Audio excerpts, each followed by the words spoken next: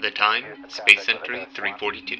The place, the three-planet Algol star system located deep in the Andromeda Galaxy. King Lassic has become an evil tyrant, raising an army of robot cops across the land. The defender of the people, Nero, has recently been crushed by King Lassic's forces because he had too much knowledge of Lassic's evil secrets. But just when all hope seemed lost, Nero's sister, Alice, rose to the challenge and took on the quest that Nero failed.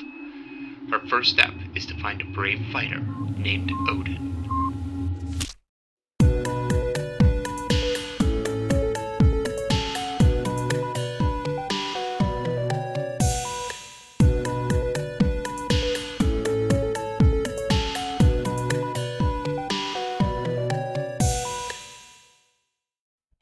Tyler, don't you agree that it's time we level up our podcast?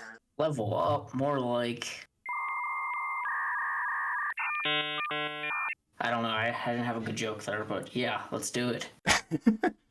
That's what makes you so lovable. Yes, it's time for season 2 of the podcast. I know, only 7 episodes in the first season, but I feel like we're making a big enough stride in our changes that this kind of constitutes as a new season.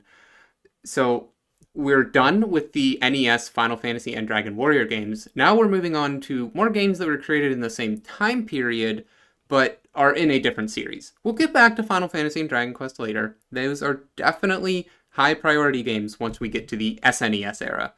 But for now, we're going to head to the rival to the Nintendo Entertainment System and or Famicom, the Sega Master System. Are you ready for this perilous journey? I absolutely am excited to finally get away from the Famicom and NES, see something new for a change.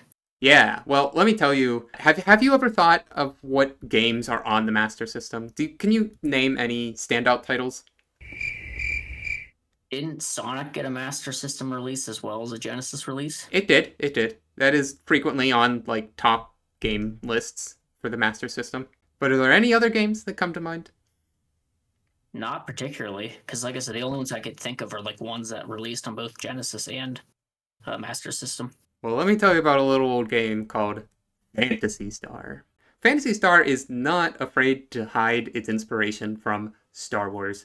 In the late 80s, there was just Star Wars fever in Japan, I feel like, because the Phantasy Star series takes a lot of inspiration from them, and we'll see that as we go through the game, how that transitions into a Japanese interpretation of it.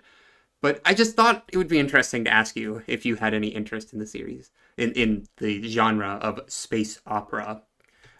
No, I mean, not to be controversial, but I've never watched fully any of the Star Wars movies. Every time I've tried to, I've like actually fallen asleep in the past through them. Wow. So I can't really say I've had too high opinions of the genre so far. I can say, without a doubt, that Phantasy Star is a very unique game from the 80s because it went down the space route instead of the medieval fantasy, Arthurian legend kind of route. And that's exactly what the developers were thinking when they made the game. So Yuji Naka of Sonic fame, as well as Kotaro Hayashida, were given the task by Sega to make a game that could compete with Dragon Quest. And they did that. And they did that by making it just a little bit different. I was gonna say, like, watching through some of your gameplay a bit, I just immediately noticed, like, the similarities with Dragon Quest. Like, it definitely seemed more, like, Dragon Quest inspired than Final Fantasy inspired. Yeah, we'll definitely get into that in the gameplay. But their goal was to stand out from Dragon Quest. And I think they really did that. And it really starts with just the introduction to the game. I mean, the inciting incident is that Alice, the main female protagonist that you see on the cover and in a lot of promotional art, her brother died from knowing too much information about this evil King Lassic.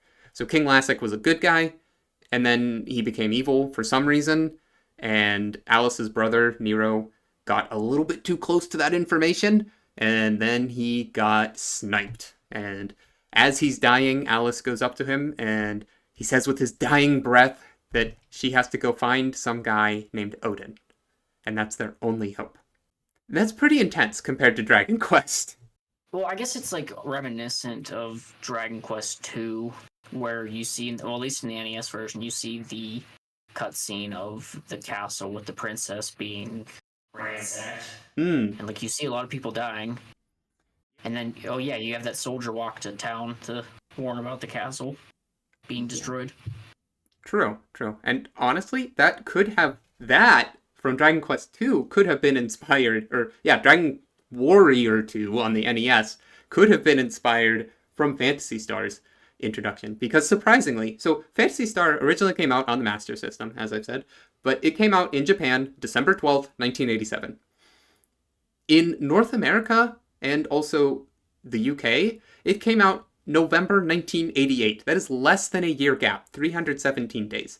That's crazy. That's the shortest gap that we've seen so far, and it predates the release of Dragon Warrior and Final Fantasy in the West. Yeah, that is crazy. I mean, that's impressive that they were able to localize it that fast, considering how long it took Dragon Quest and Final Fantasy both to get localized. I agree. Now, I will say that the localization is a little bit shoddy. It's more so just a direct translation than an actual localization. Although they did localize some weird things, and we'll get into that later. But for the most part, it's a faithful recreation of the game. There wasn't much censoring. Also, we'll get into that. There was not a lot of censoring in the game. And it holds true to what was released in Japan at that time, which is just strange. I mean, this whole game is strange. You have a female protagonist, which was strange at the time. You have the space setting, which was strange at the time, and you have a fast turnaround for a translation, which is weird. The other crazy thing is this game was not only translated in English for a US audience or anywhere else that speaks English. It was also translated to Portuguese for a Brazilian audience because the Master System was very popular in the country at the time, and it released in 1991. And also, strangely enough, in South Korea, they had a release in December of 1990 for their own translation of Phantasy Star. You didn't see this kind of worldwide recognition for a game back in the late 80s, early 90s. Now, I wonder, did their sales improve drastically by doing that, or do you think it helped them significantly to continue the series by releasing it worldwide or to more audiences? Yeah, it's great that you asked about sales. So, throughout my research, and I looked at a lot of YouTube videos, and I went on a few wikis and other things and read some articles, and throughout all of that research, do you know what I couldn't find? Sales data? Sales data. There wasn't sales data. Everyone's just like, yeah, the game's pretty popular. Okay, but how popular? I hate whenever people don't post anything about sales data. I can tell you, though, that the price of the game, whenever it was released back in the 80s, was $70. $70 for a game released in 1988 in the US. Wow, and people complain about $70 games in 2025. Yeah, and if you compare that with the inflation, it's $186.06 for a game. Just one game. One game.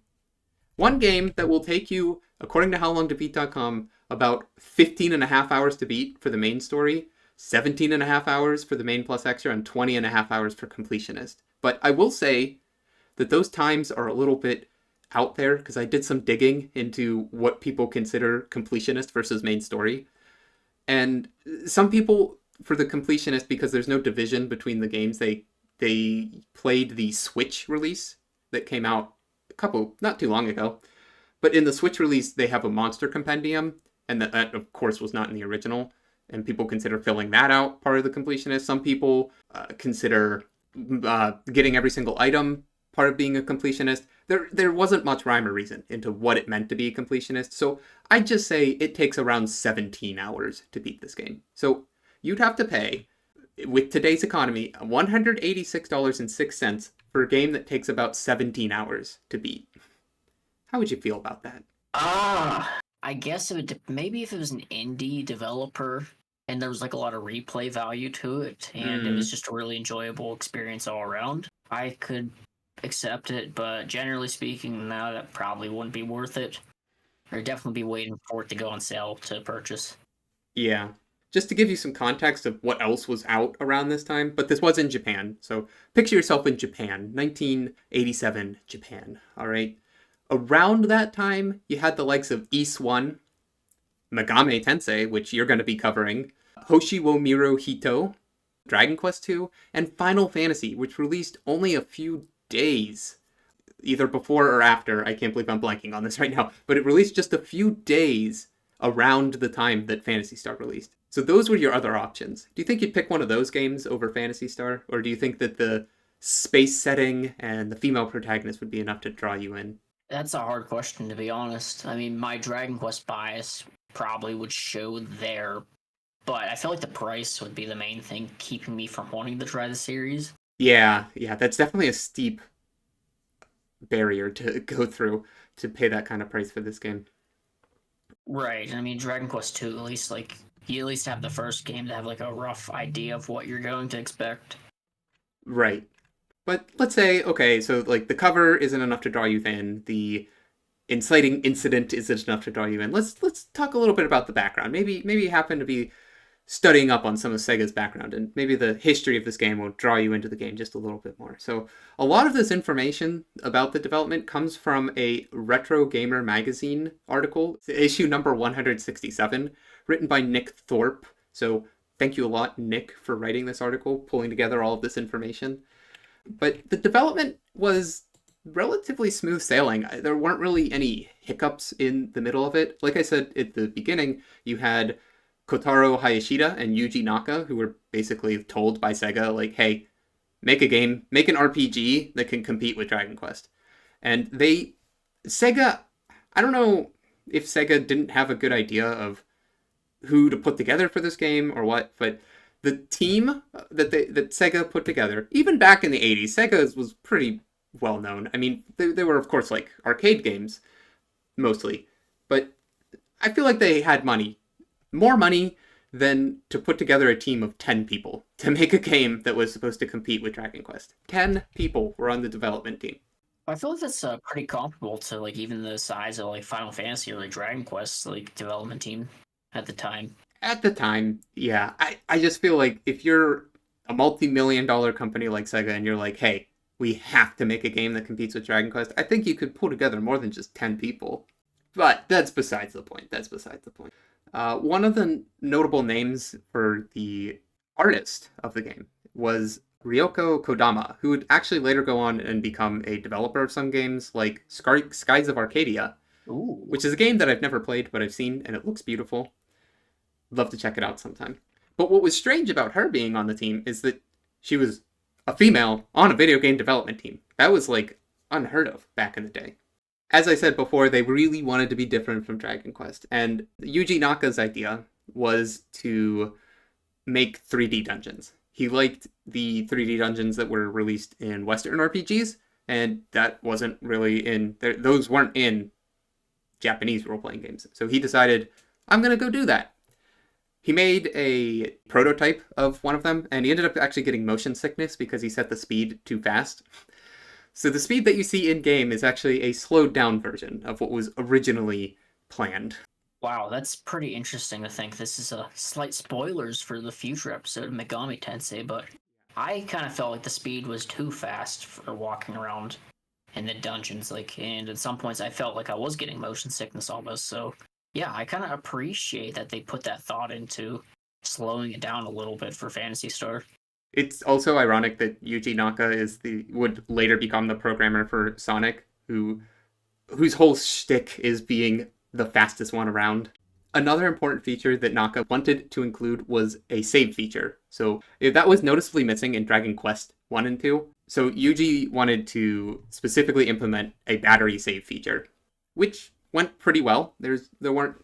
From what I know, there weren't too many issues with it. It said in one article that I read that to prevent data corruption, he made a secondary backup of the backup data within the battery so that your save data would really not get corrupted. He was kind of paranoid about save data getting corrupted. Which, back in the 80s, I mean, man, this guy was moving mountains. Another interesting tidbit of information is that the name of the game itself, at least the fantasy part, I'm guessing Star just came from Star Wars because they frickin' love Star Wars. But the fantasy part came from a song titled Nagisa no Fantasy by Noriko Sakai, which is kind of weird that Yuji Naka was just listening to the radio one day, heard this song and said, I'd like to put the word fantasy in my title. Keep in mind, this was technically before Final Fantasy came out. And it's with a PH instead of an F.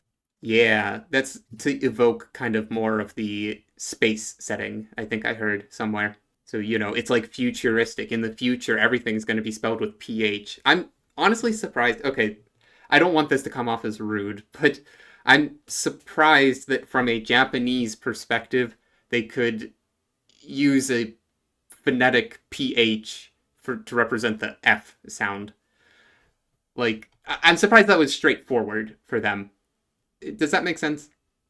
Yeah, I get what you're saying. I feel like a lot of them probably, or a lot of the developers probably could speak or had some knowledge of the English language as well as Japanese. Right. Because if I was making a game and wanted to give it a Japanese title, I would probably be offending somebody somewhere by putting in something that I shouldn't be. Honestly, it's an applaud to them for coming up with that title. Yeah, it's simple, but just the PH kind of just does make it stand out from other, not just Final Fantasy, because who knows if I knew that Final Fantasy was in development at the same time, but just in general, you see fantasy in a title, it's going to be with the F. Right. I agree. I think it's a good addition. And I'm honestly surprised that the game series has kind of been stagnant in recent days for how popular it seems that this game is at this time. Yeah, the only thing they have is the current MMO nowadays. Yeah. But other than that, the series doesn't get much love. Now, another thing to note in the development side of things that will go into the pre-game story, which I'll talk about next, is that there were originally supposed to be 4 planets in the game for your characters to explore, but instead they had to cut it down to 3 because of memory constraints, which honestly I don't think is that bad. I kind of like the 3-planet system that they have going for in the main game. So the 3 planets you have are the kind of Earth-like temperate Palma. You have the desert planet Motavia, and then the icy planet Dezoris. And I think it makes a good trilogy. You got the planet in the Goldilocks zone, you got the planet that's too close to the sun, and then you got the planet that's too far away from the sun. It works out. I'm wondering where the 4th planet would have been if it was included. Would it be another Earth-like planet, or would it be another icy planet, or another hot planet, or an even hotter planet? I don't know. Yeah, my guess or speculation at least would be that it would be even closer to the sun. Could be. Yeah, they have this map, and they show another ring that kind of looks like it has an elliptical orbit around the sun. The Algol star. Maybe, just maybe that was the idea. But as you play through the game, and you're traveling from planet to planet, you're going to amass a party of characters. So there are a total of 4 characters in the game. You got Alice, your main character. But then you have the second character, you get Meow, Myau. A weird cat-like creature thing. In fact, on the wiki, and I'm assuming this comes from some data book, the race of Meow is called musk cat. Like a muskrat and a cat. That's a good one. That's like a Dragon Quest level pun right there. I agree. I think it is nice. I like Meow's design. Kind of reminds me of a Neopet. Holy crap, you're right. I wasn't even thinking of that. I used to love Neopets, but this isn't about Neopets. This is about Phantasy Star. Now, interestingly, the design for Meow would go on to inspire Tails from Sonic the Hedgehog. Wow. And I can kind of see it. It's yellow. It has a tail. Yeah, I can. Well, its tail is split up into multiple tails.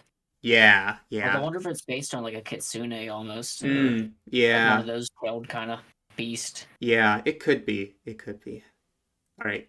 Now, the other 2 characters that join your party later in the game, they have some contentious naming because this is one part where the English translation did diverge from the Japanese, and this is where they localized the names instead of just translating them. So your third party member that you get is named Odin in the English version, but in the Japanese, he's called Tylon, Tylon. And then the last party member you get is named Noah in the US version, but it's later changed to Lutz, Lutz, even in official US released things, because Lutz comes back in later games. I have a question about the localization. Yes. So I noticed in your gameplay, some of the items you could buy were cola and burger. Yeah, yep.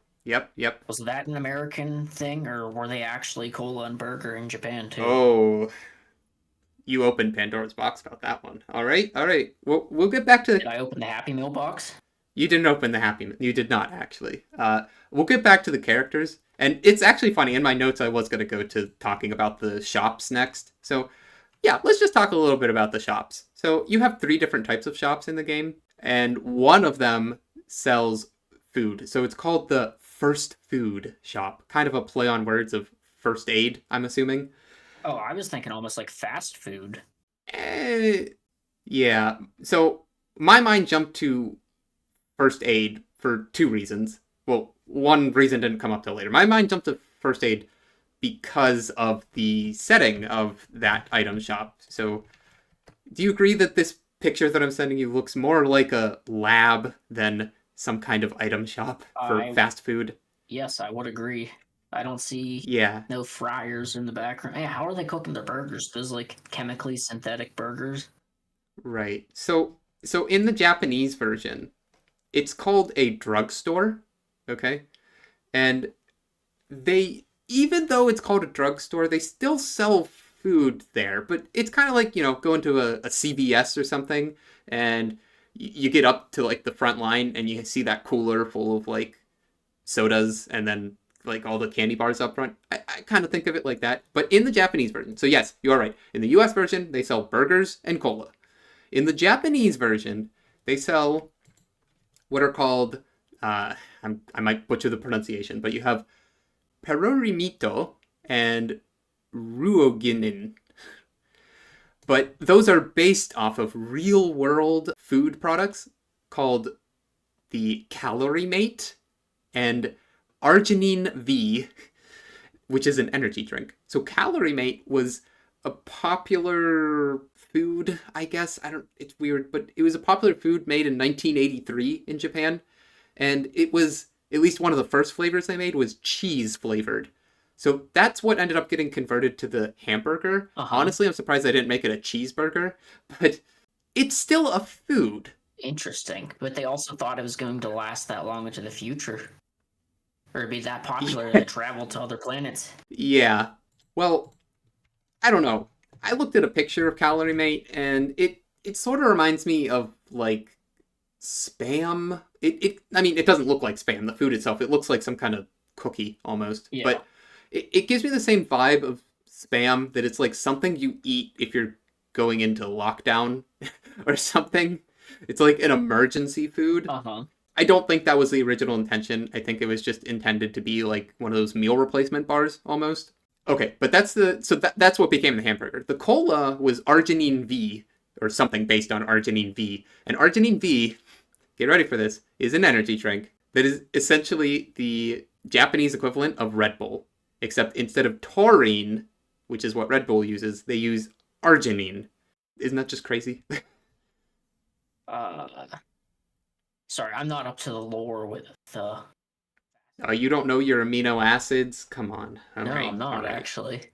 Time for a quick biochemistry lesson after this. I'm not gonna bore the listener with biochemistry. But anyway. Wait, but does my piece of salmon have it? That type. Does your what? Does my salmon have that type of amino acid in it? You're getting more omega-3 fatty acids with that. Alright, that's a discussion for another day. Yeah, biochemistry with Chad. But this is all to say that I feel like the hamburger and cola were actually reasonable changes because, as far as I know, Calorie Mate wasn't sold in North America, and Arginine V was most certainly not sold in North America. So to change it to hamburger and cola, like cola, at least Arginine V is an energy drink. Cola has caffeine in it. I'm fine with that. And then the calorie mate, like I said, one of the first flavors made was cheese flavored, so kind of like a cheeseburger, I guess. I don't feel like it was a really bad localization. It seems weird because you're going to a drugstore to buy these foods, or at least in the US version, you're going to the first food store. But I don't feel like it's that bad. And it could also be a sly nod to fast food taking over, and in the future, all we're going to eat is fast food. But that was kind of getting ahead in my notes. I want to go back to the 4 characters because there's just a little bit more information out there. So Alice, your main character, she is 15 years old. So kind of filling the role of the typical shonen protagonist, although she's not a young boy, she's a young girl. So I guess... Shoujo. Yep. So she's filling the role, though, of that young, not adult protagonist, 15 years old. Now, Meow doesn't have an age, because it's a talking cat. I mean, it probably has some kind of age, but I didn't find it on the wiki. But your 2 other characters that you get, Odin and Noah, they are 28 years old and 27 years old, respectively. Must be kind of an awkward group.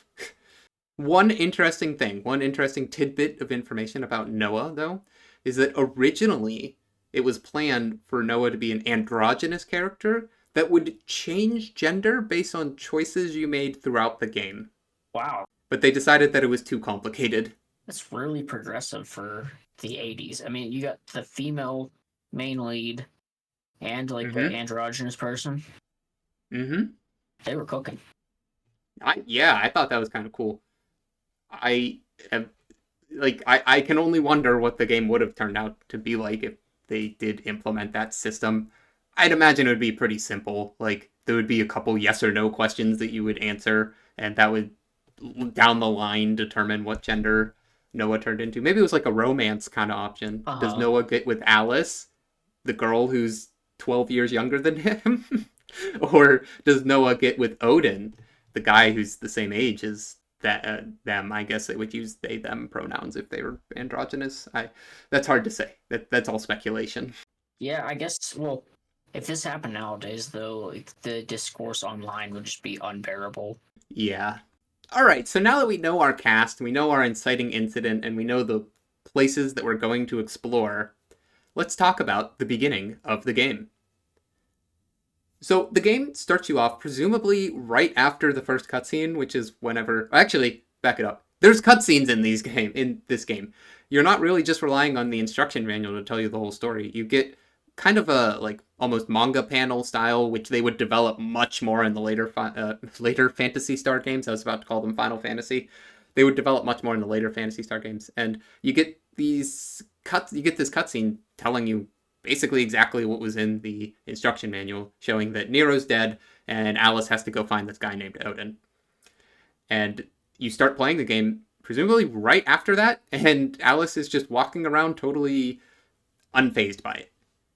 Of course, it's a Master System game, so back with that 8-bit technology, they couldn't render advanced facial expressions, especially whenever playing in the overworld. But you play as only Alice in the beginning. You get one character, that's it, and you're in her hometown, Caminite. Right above where you start is her own house, which I think is an interesting addition. Like, she has a house in the town. She is a person. I have a question.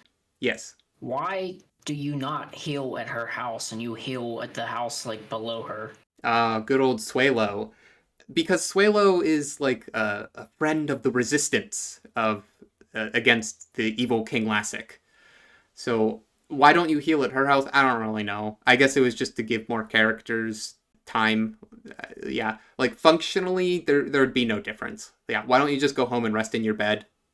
I don't know. You can't do anything in Alice's home, in fact. It's just there. Right. But also, right next to Alice's house is a warehouse. And in that warehouse, you get 50 Meseta. So Meseta is the currency in this game. And it functions the same as all of the currencies that we've seen so far in the games. You get to buy items and armor, equipment, etc. with it. As I noted earlier, there's 3 different types of shops that you encounter within the first hour of the game.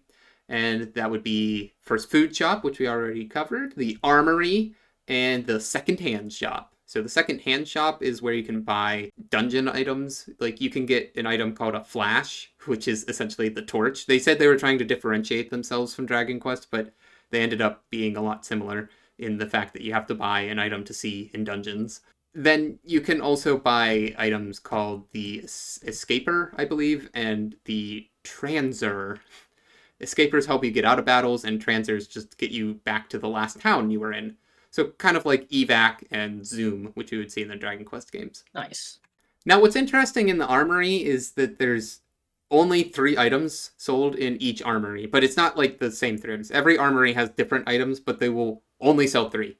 In the first town that you're in, Caminite, they only sell shields, but they sell 3 different levels of shields. You got the leather shield, the iron shield, and the ceramic shield. But to fit the character limitations, you only get 3 letters. So you have LTH shield, IRN, not even shield. You get LTH, SLD, IRN, SLD, and CRC, SLD. Pretty easy to make out with the limited characters, but it makes for a pretty funny weapon name. So your first starting sword is called the short sword, but it's abbreviated as SHT, SWD, which I thought was kind of amusing. Shit sword? Yep. And that's what it is. You get a new sword not too long after that. But the surprising thing is, equipment is cheap in this game. Like in the earlier RPGs we played, Dragon Quest, Final Fantasy, those were expensive. Like you had to save up to buy new equipment. In this game, you can get the first shield pretty early. So remember how I said there's that warehouse right next to Alice's house and you get 50 Meseta from there.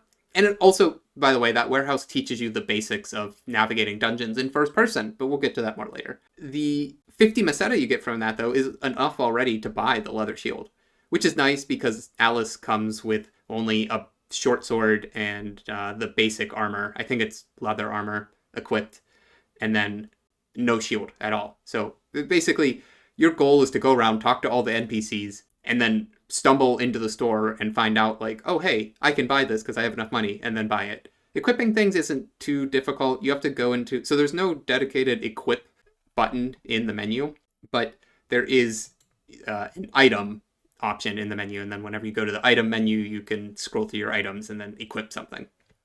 What's nice is if you equip something, it's no longer in your inventory. So that frees up some room in the inventory, because we all love limited inventory space. Now there's 2 other important buildings within the first town. Before we even step out, there's 2 other important buildings that really grab your attention.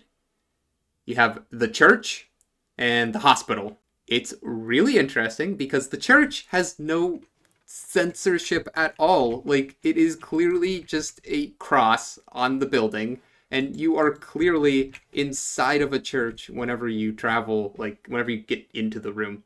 So, I'm honestly surprised that they could make this a thing, but I guess that's just Sega versus Nintendo. Sega does what Nintendo don't. They did do what Nintendo didn't do. And additionally, another thing that Sega did what Nintendo didn't do is the hospitals have the Red Cross on them. Like, they just... There's no beating around the bush or anything. That is just a Red Cross. Like, how did they get this through? Wait, isn't that a war crime? For using, like, the Red Cross logo for something that's not, like, the Red Cross? Dang, I didn't even research that. I don't know. That's gonna be so funny if it's true. But regardless, this game, which, mind you, remember earlier I was saying, like, this game was like one of the first games to release, one of the first Japanese role-playing games to release in the United States. It also received a port in Brazil, and which I don't know what their stance is on religious imagery, but it also released in Brazil and South Korea. So, like, this game released pretty easily in other territories, it seems, but they had this kind of iconography in there. It just kind of makes you wonder, like, what hoops did they have to jump through, if any? Okay, I've researched for the Red Cross war crime thing, and Yes. It's only a war crime if you use it to deceive, like, people, like enemies. Oh, okay. Well, we're only good people that play Phantasy Star. Alice is a good person doing a good thing. Yeah, she goes to church. You're not wrong. Now, the fact that a church is there also brings up a weird mixture of like futuristic technology and past traditions, which is something you don't really see now in, not to get on a long tangent on something that's not related to Phantasy Star, but in the Dune series, you also have the Orange Catholic Bible that they use all the time and quote scripture from, which is essentially just the Christian Bible. But maybe they were kind of going for that. I'm not entirely sure how popular Dune was in Japan, and anything that you research about Phantasy Star, they just say that, oh, it's inspired by Star Wars. So not sure how much inspiration received from Dune, which does have a strong religious input in it as well. But I found it strange to have a church as your designated place to resurrect a dead party member. By the way, that's what you do in the church. You resurrect dead party members there in typical JRPG fashion. Again, they were trying to be different from Dragon Quest, but they had the same building. Also, from seeing in your gameplay, the priest will tell you how much experience you need to the next level.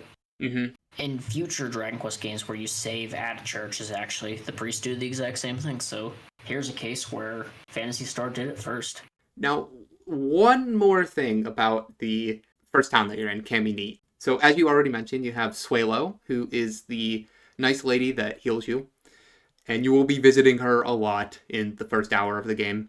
You also have these stormtrooper-looking guys that block your way to the spaceport, which is basically like your first destination that you should go to.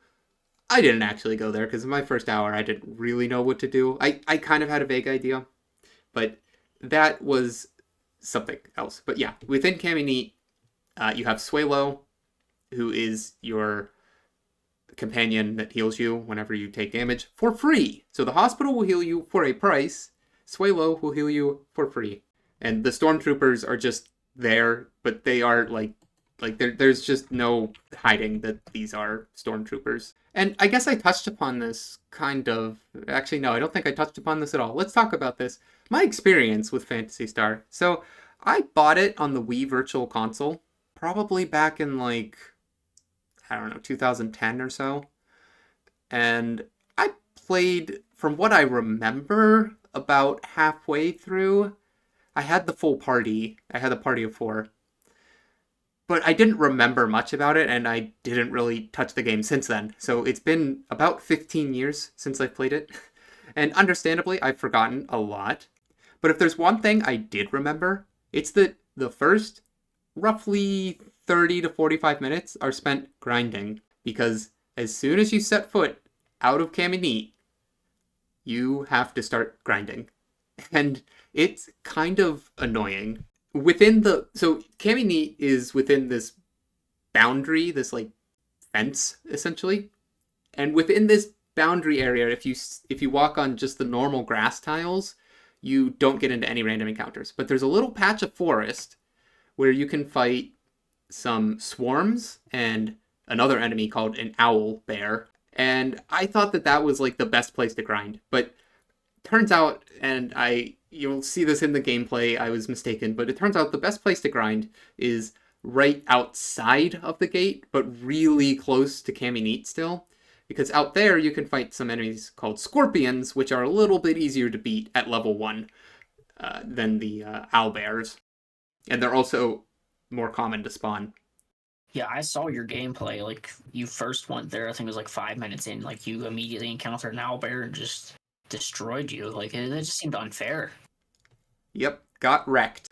So the optimal choice is to go like slightly outside of the fence, gate, whatever, and grind out there. But your first goal is to grind to level 4. Like, that's it. And mind you, I knew this after not playing the game for 15 years. That's how ingrained it was into me. I knew that you just went out and started grinding. Another thing that you may notice whenever you're in that like fenced off area is that there's actually another town there. And it's not just like Kamini western side. No, it's a completely different town. That other town is called Paralit. I feel like they did a good job at like evoking spacey feeling names. But anyway, the town Paralit doesn't really have much other stuff in there other than a different armory. So in that armory, you can buy a different sword, and that sword costs 75 Meseta, and that's pretty cheap. So yeah, whenever you're grinding, you'll notice that there's basically 3 different tiles you can walk on. There's normal grass tiles, forest tiles, and high grass tiles. And the different types of tiles have different spawn rates on them. I won't get too deep into that because the spawn rates are also dependent on where you're at in the map, not only what tile you're on. But basically, I was grinding on the forest tiles, which have a 5 out of 8 chance of spawning an owl bear, which is essentially impossible to beat whenever you're only level 1, and a 3 out of 8 chance of spawning a swarm. But if you go in the grass tiles on the outside, on the outskirts of Kamini, then it's a higher chance that you'll get a swarm, 5 out of 8, and the scorpion enemy instead of the owlbear, which is a little bit easier. So I was kind of stupid. But owlbears are kind of weird. I thought it was kind of weird that you had this bat-looking thing with one eye. And I wanted to do some research into what it was called in Japan, just to see if there was any naming shenanigans going on. And it turns out there was. Okay? This is one case where the Japanese version wasn't, like, super spot-on translated into the English version. Although, actually, that's true for a number of enemy names. But this one was especially kind of bad, and I don't know why they didn't change it to this. So in Japanese, it's called the devil bat. Yeah, that makes sense. Which I think evokes much more fear than owlbear. But an owlbear is a thing in D&D, so they might have been trying to make a tie-in with D&D. Speaking of all of this translation stuff, I should also bring up that in 2009, somewhere around 2009, there was a fan translation made by the people at SMS Power. And the that Retro Gamer magazine article that I was talking about earlier for the development actually gave this fan translation praise. It's kind of weird seeing a fan translation of a game getting praise from an official outlet, but there it was in Retro Gamer magazine getting praise. And in fact, this fan translation, should fan translation be spelled with a PH? I don't know. But this fan translation is still getting updated. Like, I went on the forum to see when the most recent update was, and that was May 25th, 2020. Okay, 5 years ago. But that's still really recent. I'm not sure if that's a sign that Phantasy Star is just a really hard game to translate appropriately, or if the fans are just that dedicated towards making the perfect translation. I feel like that's just like a common occurrence with like Sega games in general. Like you have really dedicated fans that just want to make like the best products available for their games. I agree. There definitely is a lot bigger fan ROM hacking scene for Sega games than there are for Nintendo games. Alright, so when you get into battle, let's talk a little bit about the battle UI. So you have 5 different options: attack, magic, item, talk, and run. Let's just go through them in order. Attack, pretty standard. That's in basically every RPG. You just smack a sword on an enemy. You get to see little battle animations from your character, which is pretty cool. One other thing to note about the battles is you can see the HP of the enemy or enemies that you're fighting. Now, because of graphical limitations, they could only show one enemy on the screen at a time, but you get to see that all of the enemies' HP, which is pretty nice. What kind of sucks about only seeing one enemy on the screen, though, is that you don't actually get to target different enemies, and your targeting is random. It's just entirely random. Now, do you know from like your previous playthrough, is there a way to hit multiple enemies at once? Yes. You will get a weapon, class of weapons called guns, which essentially shoot all of the enemies. But I do have to give props to the devs actually giving you the HP values of the enemies and showing you back then. Although that's, I guess, the early game that kind of just taunts you since you can't select which one you're going to attack. Yeah, a little bit. But it makes it more strategic, I think. However, I did some digging into the attack formulas of this game, because I was really confused about how damage is calculated. It seemed really random, and to some extent it is random. So a basic attack is just your attack stat multiplied by a random number between 0.75 and 1. Okay, that's fine. But things get a little bit weird with how damage is calculated if your attack value is less than the enemy's defense value. So if your attack value is less than the enemy's defense value, then the enemy... So if your player character's attack is less than the enemy's defense, then their attack is going to be a random number between 1 and 1 plus their level.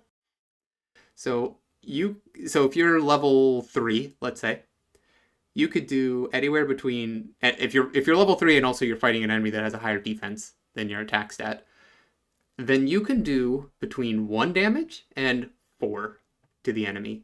And that's not like damage and then calculating in defense. No, that's just like you will take away 4 HP max or 1 HP minimum. Which is kind of interesting. Like, it could lead to some strategy. My guess to that is more or less that that's just how they avoided underflowing damage. Now, if a monster attacks you, and I guess this is how they just balanced attack and defense, because if a monster attacks you, then you're receiving the damage. But if a monster attacks you and their attack is less than your defense, then they will do a damage value somewhere between 1 and 1 plus your level divided by 2. So if you're level 4, then it would be somewhere between 1 and 1 plus 2, 3. So it would be somewhere between 1 and 3. That's just an extra step. I think it's kind of weird. It's interesting that that's how they did that, though. Especially for a game made in the 80s. Okay, back to the battle UI, though. Because I didn't forget about that. You got magic, item. Early game, those aren't too important. I mean, items, yeah, you could chow down on a burger, which heals 40 HP, or drink a cola, which heals 10 HP. But, yeah, pretty standard stuff. Then you got the talk command. So, I know that you know a little bit about the Megami Tensei, and the Megami Tensei series. And what is Megami Tensei known for, Tyler? Demon negotiation / recruitment / fusion, but to recruit your demons, you talk to them in battle. Right. And that's present even in the first game, right? Correct. Yeah, we're going to talk about that next time. We'll see. Okay. So you would think, like, maybe, if you're familiar with that game, maybe the talk command would work something similar to that. That's kind of what I had in my mind. Again, I didn't remember much about this game. I apparently didn't remember anything about talk, but for good reason. So talk does not work that way at all. Talk is essentially a way to get a get out of jail free card and to just finish a battle immediately.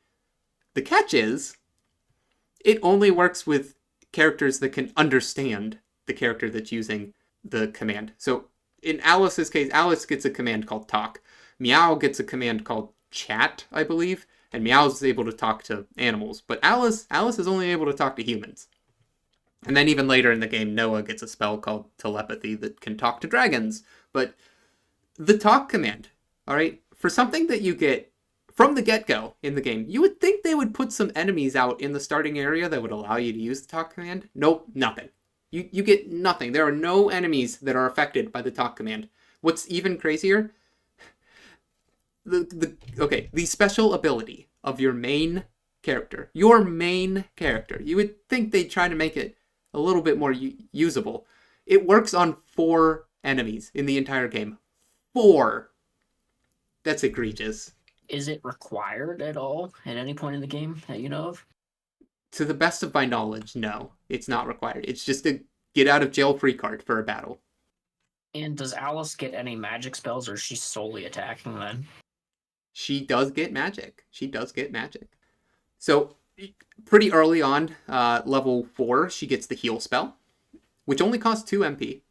And then later, actually not later, at level 5, she gets a spell called Bye, which is essentially just poofing the enemy away. So you get another way of just poofing the enemy away. They want to give you a lot of ways to just say goodbye to the enemies. I think it's pretty amusing that they have a spell named Bye. Yeah, but the spells in the game, this is actually kind of nice because this was the next part of my notes. The spells in the game are your typical fantasy spells. Again, they were trying to be different from Dragon Quest, but they didn't do a very good job at this. Because you got your basic healing spell, then you have your higher tier healing spell called Cure, and then you have a revival spell called Rise. Okay, great. You got your standard affair of attacking spells, Fire, Wind, and Thunder. Surprisingly, no Ice spell. Interesting. And then you have a variety of like supporting spells and also spells that can help you out in the open. But there's nothing really that I would say sets it apart from the Dragon Quest series, which is kind of weird. So within my first hour of gameplay, I pretty much 45 minutes was spent grinding on enemies. Well, I died twice. I died more than twice. We'll talk about that at the end. But I died quite a few times. And anyway, whenever I finally got up to level 4, like 45 minutes in, I remember seeing a cave. You can see a cave like right outside of the barrier surrounding Caminite and the other town. And I wanted to check out that cave because I knew there was something important in that cave. Well, actually, I knew from talking to the NPCs that you can find Odin in that cave. I just didn't remember exactly what requirements you had to complete before you could actually save Odin. But you go into that cave, and you need to use a flashlight. Trying to be different from Dragon Warrior, but failing. But anyway, you use the item titled just Flash, although I'd assume it's a flashlight. And you get to the real first dungeon of the game, Medusa's Cave. This is where you really get to see first-person dungeon crawling to its fullest, and where you get to be fully confused by the maps of this game. You don't get, like, a mini-map, like in some other first-person dungeon crawler games. You just look forward and travel. It is pretty smooth, though, I will say. And I didn't feel motion sick at all, so Yuji Naka did a good job. How'd you feel watching the gameplay of the first-person dungeon? Well, like I was saying before, like the speed, I appreciated that it wasn't too fast to make you feel motion sick, but at the same time, too, it felt too slow, in my opinion, at least watching. Maybe it didn't feel that way for you playing. I don't know. No, yeah, I wouldn't say it felt too slow. It felt reasonable. However, within the first hour, if you adventure around Medusa's Cave, you'll eventually stumble upon the stone statue of Odin. And you can't do anything. You can't do anything with him. Why? Because you have to first rescue Meow. But to rescue Meow, you need to get an item from the third town in the game, which is like right outside of Caminite. Third town, Scion. You have to get an item to get I think it's called like the road pass or something, which I didn't actually do in my first hour, but you have to get an item there. And the way you get that item is also convoluted. Okay, the point I'm getting at is you need a guide for this game. I don't think it would be possible to beat this game without a guide. It's just a little bit difficult to solve the puzzles all on your own, and the dungeons are incredibly hard to navigate without a map of some kind. I didn't have too much trouble with Medusa's Cave, but I do vaguely remember my playthrough long ago where some of the later dungeons get quite lengthy and have multiple floors.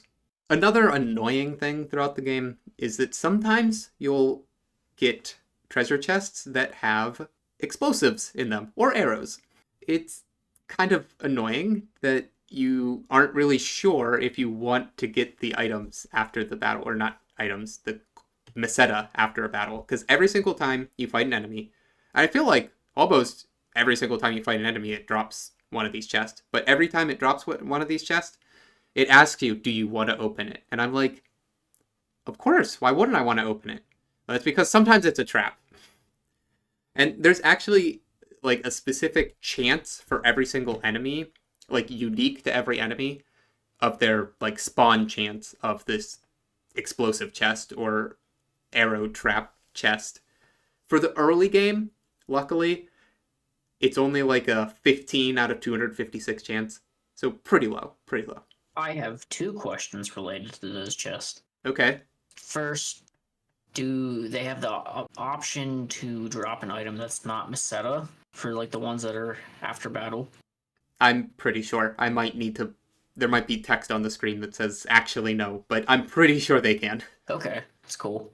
And then the second question would be, is it like a set amount of damage that the trap does? Is it like a quarter of your health or something like that? I knew you were going to ask that, and I tried to do some experimenting. Well, first off, I just tried to research it, but yeah, you're not going to get that information out there. As much as people love to talk about this game, and I forgot to bring this up earlier, I wanted to quantify, like, how many people have made YouTube videos on Phantasy Star within the past, like, 5 years or so, and it's just, like, amazing. I didn't do that. Editor Chad here with some information on some of the YouTube videos that were released within the last few years on Phantasy Star. Kind of just the classic series as a whole, or also specifically Phantasy Star 1. About 7 months ago from this recording, there was a video uploaded by Zafre Revolution called Phantasy Star Classic Series Retrospective, and that got 65,000 views. About 2 years ago, there's a video by GTV Japan called Phantasy Star 1 35th Anniversary, a retrospective gaming documentary, and that has 82,000 views. And about 1 year ago, there's a video by Jason Graves with 39,000 views called Phantasy Star Complete Classic Series Retrospective Fantasy Month Supercut. Needless to say, these videos show that the popularity of Phantasy Star is still there, not to an extreme sense, but it's still there for a small niche community, and I just think that's pretty cool, and I wanted to give a shout out to those guys who made those videos. Awesome job. But it's amazing how many retrospectives, reviews, etc. were made for Phantasy Star 1 on the Master System within the last 5 years on YouTube that have, like, tens of thousands of views. Like, it's nothing crazy, but it's certainly evident that there's a fandom out there still playing these games, this game in particular. But in my research, trying to find information about the bombs and the arrows, not really there. There's not a lot of technical details about this game. In fact, that information about the damage formula that I was telling you came from a speedrun guide, and that was the only place on the internet I could find it. And within that speedrun guide, the author of that speedrun guide said, I couldn't find this information anywhere on the internet, so I went and experimented with it on my own. So, to answer your question about the bombs and arrows, I have no idea. What I did find out is that I started with 14 HP, and I opened a bomb chest, and I went down to 10 HP. Mm-hmm. So does it just do 4 damage? Does it do around 30% of your HP? I'm not really sure, but I went from 14 to 10 with a bomb trap, and then with an arrow trap, you go from 21 to 4, or I went from 21 HP to 14 HP, so 7 damage. Is that just a flat number? Is it a percentage? I'm not really sure. Another thing, what are the differences between bombs and arrows? Bombs will affect your entire party, which didn't affect me because I only had one character within the first hour. Arrows will only affect one character. All right, do you have any other questions? No, that was it. Thank you, good sir. All right, yeah, I researched this. I wanted to make sure I knew everything. Now, as far as leveling up goes in the early game, it's pretty easy. You only need 20 experience points for the first level up, and most enemies give you, like single enemies will have somewhere between, 3 and 12 experience points that they drop. If you're fighting just the swarm enemy, they give you 3 experience per enemy. So for level 1 to level 2, 20 experience points is entirely reasonable. I think finishing the game, I was close to level 5. I think I leveled up right after.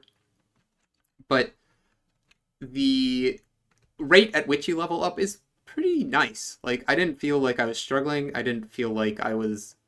Even though I spent the first 45 minutes grinding, it still felt rewarding to get to the point where I was beating the enemies that I struggled with at the beginning. Now, there's 2 more things that I want to talk about. First, let's talk about the music in the game. So, the music's a bit controversial between the Japanese version and the US version. There's some fans of the US version and some fans of the Japanese version. The difference between them is that in the Japanese version, the Master System had an FM sound trip, which allowed for deeper, more ambient sounds, whereas the US version was a little bit more chiptune-y, I would say. And I'm gonna share my screen with you, Tyler, so that you can listen to these two different audio tracks. And maybe we'll have to go in and edit these into the video, but I'm going to let you listen to the two different soundtracks and get your opinion on what do you think is better. So, are you ready? Oh, yes, I am. So this is the Japanese version.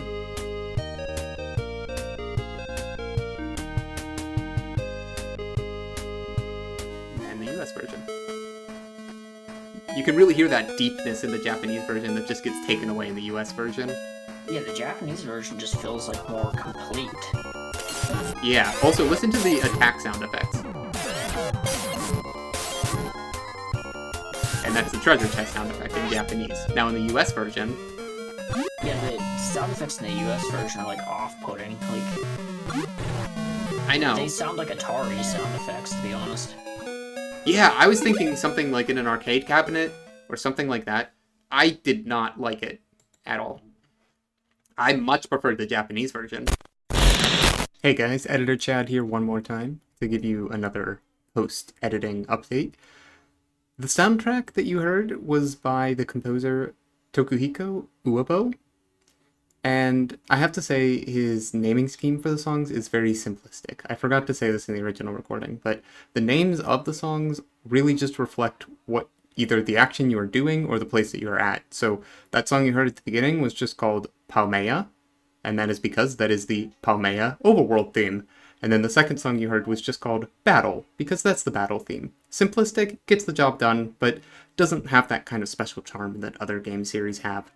Also, the sound chip that I was referring to earlier that the Japanese Master System had, that the US version did not have, is called the Yamaha YM2413 sound chip.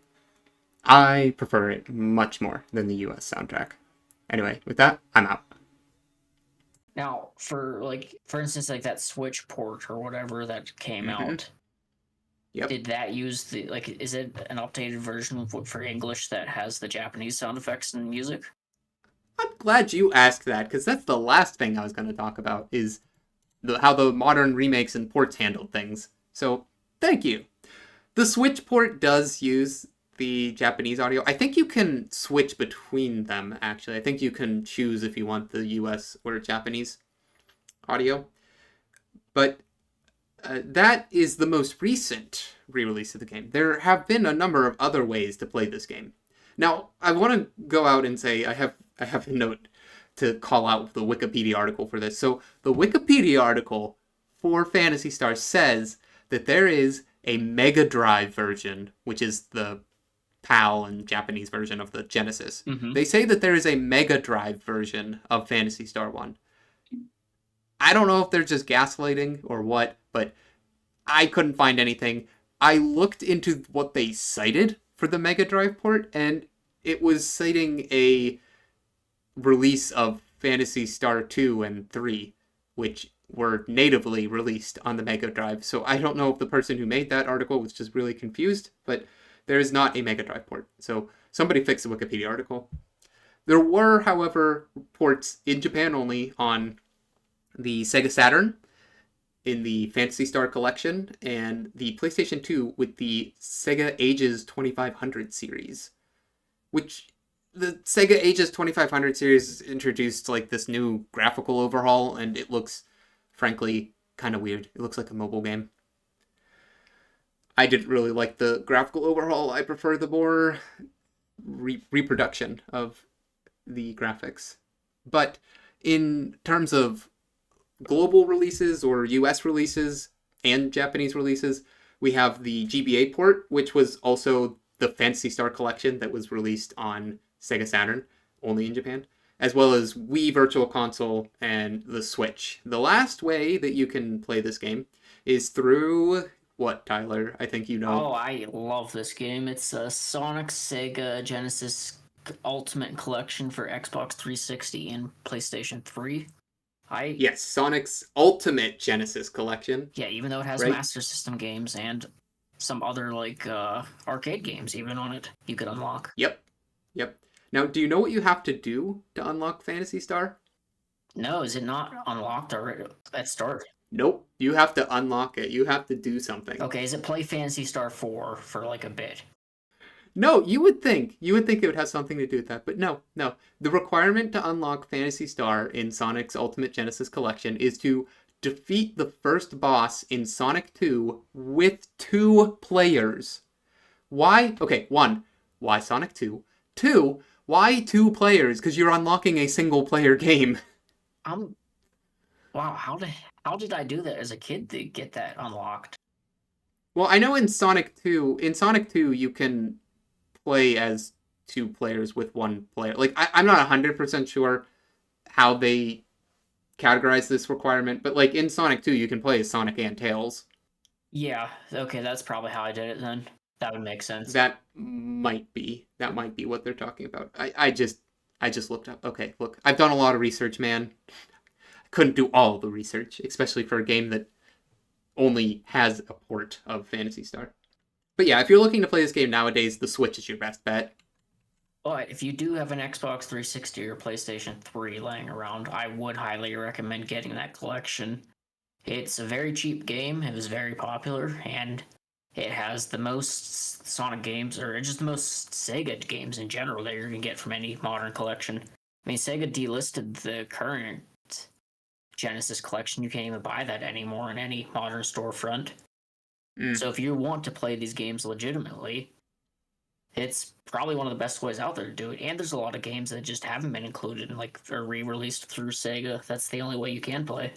Yeah, right. And it even has developer interviews and stuff like that if you are curious on like history. Like that collection is goated.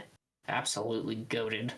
And I kind of like the fact that like they force you to play some of the other games to unlock games. Like I don't know, like to me, like anytime I get a collection, like it's kind of overwhelming that like there's all these games, like there's too many choices. So like kind of limiting you with choices at first, Yeah. and maybe getting you to try out games that you wouldn't otherwise that are just bundled in the collection. Kind of cool. What about the Genesis Online? Like, how does Sega's Sonic's Ultimate Genesis Collection compare to the Genesis Online that's on Switch now? Of course, that doesn't include Master System games. Genesis Online probably has like an eighth to a quarter of what's in the Sonic Ultimate collection. Wow. And to my knowledge, for instance, the Sonic's Ultimate Collection was the last time that like Sonic 3 was legitimately ported for a while because they had like the like weird legality with the music.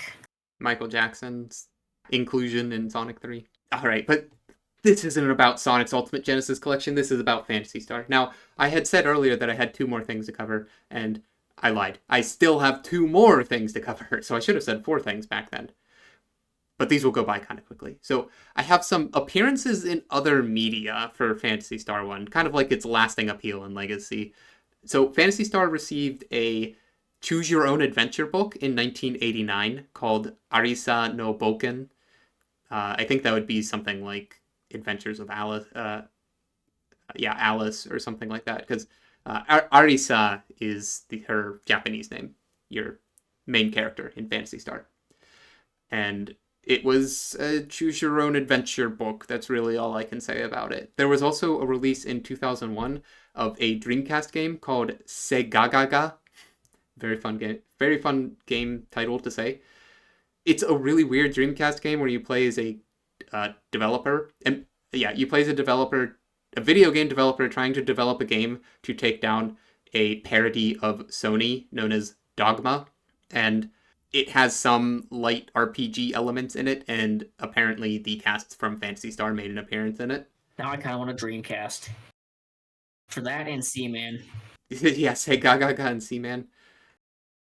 There was also an inclusion of Alice in Phantasy Star Online 2 in 2012, which was released in 2012. I'm not sure exactly when she was included in the game, if that was at launch or if they had some kind of update later. But yeah, Phantasy Star Online 2 includes her. And then we have what I would like to call Nightmare Fuel.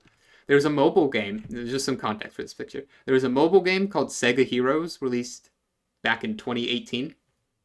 And they released an update that had Alice in it, as well as a few other classic characters.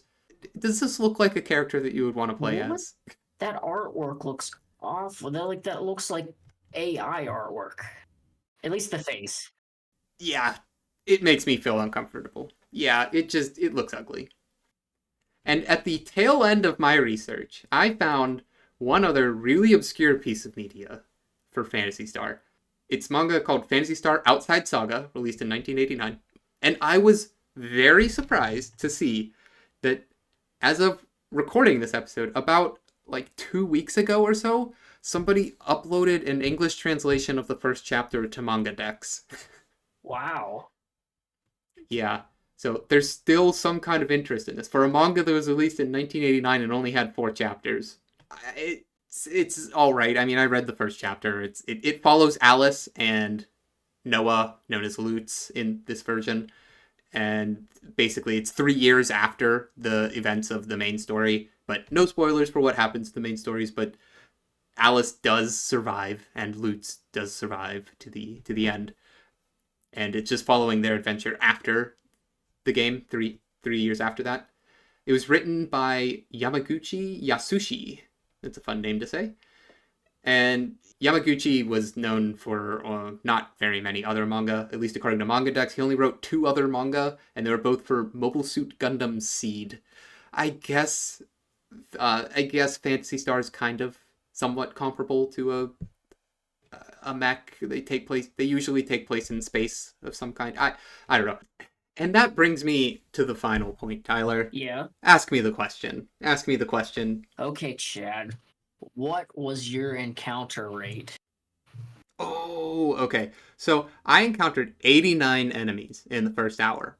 But I do want to append that with a but. I had to run away a lot from the owlbears. So I would say, even though I had 89 encounters, I probably only fought somewhere around 50 times or so. Okay. And so with all those encounters, how long did it take you to get your first encounter? And how long did it take you to level up for the first time? I'm guessing probably a decent gap since you had to run a lot. Yeah, well, not only did I have to run a lot, but I also died twice before I got my first level up.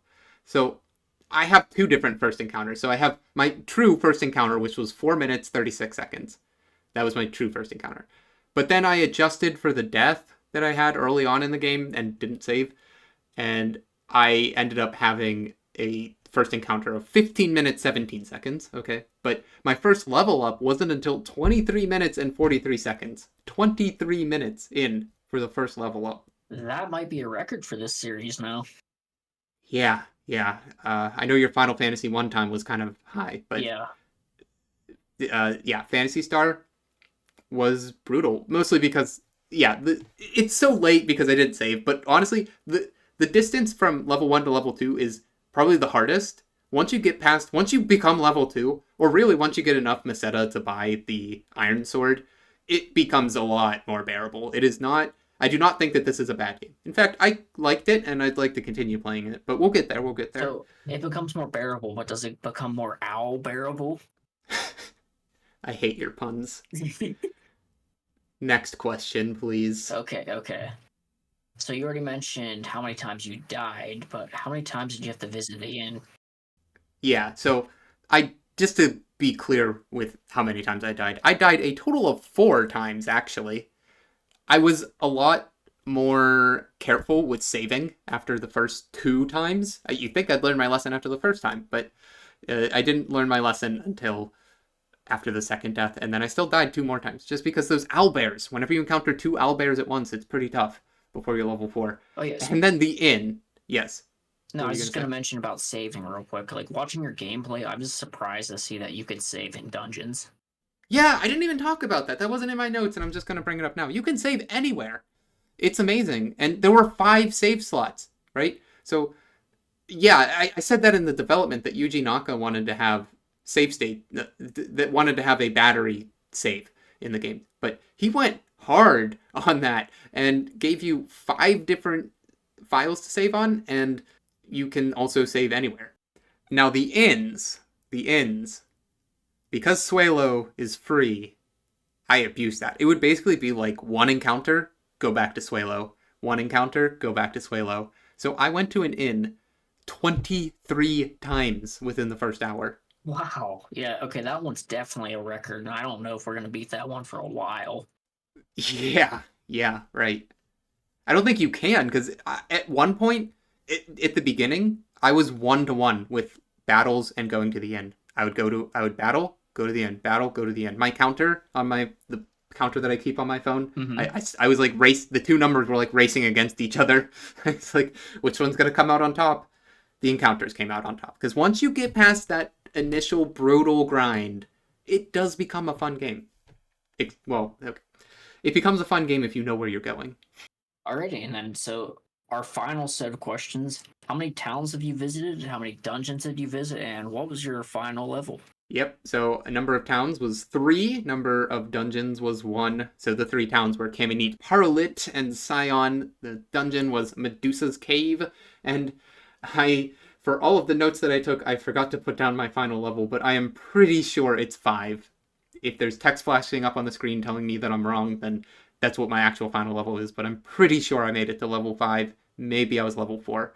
I can't remember. All right, I just gaslit the audience before saying that was our final set of questions, but I do have one final question for you. Okay. Would you pay $1 for what you played today? That's a hard question. So I knew that the grind was there already.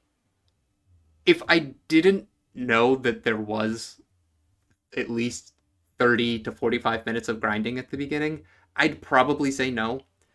But because I knew about the grind at the beginning, I found it kind of fun in a masochistic way, even though at the beginning you're limited to literally just mashing the attack button and then healing.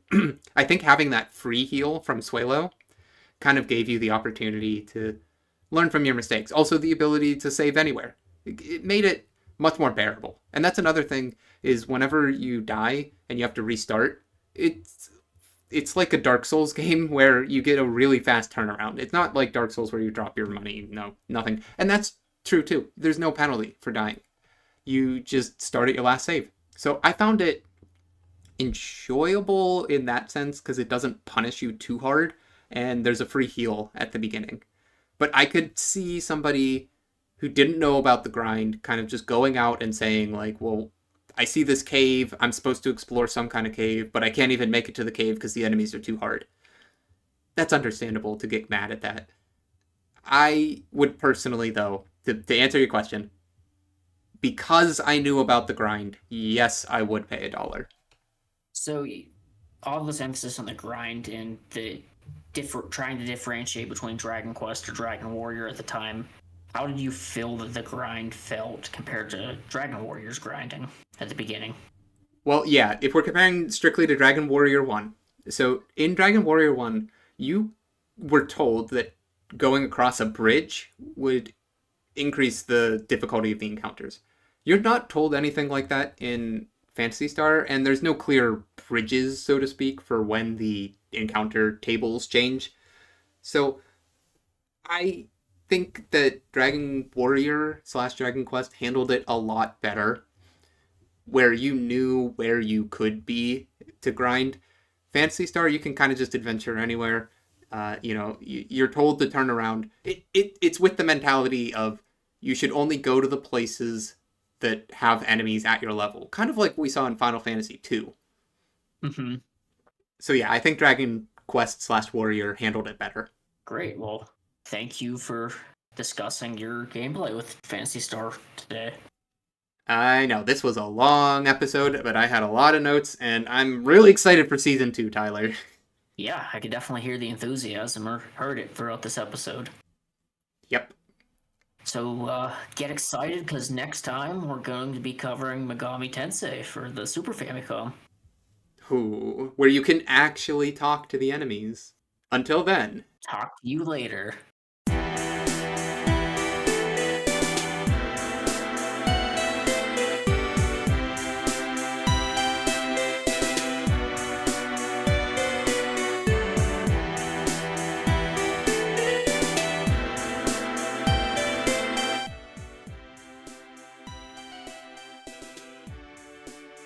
Thank you for watching today and sticking to the end. We hope we gave an accurate representation of the first hour of gameplay, and more importantly, we hope we inspired you to check out the game and give it a chance.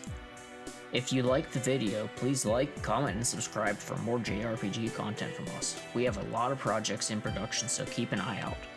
Let us know what games and series you'd like us to cover in the future. Follow us on Twitter at encounter_rate. If you want to listen to our content in a podcast format, check us out at the places listed on screen. Links will be in description. We plan to upload to additional podcast sites in the future, and if you have any preferred podcast sites you wish we were on, let us know in the comments. Thank you again for watching.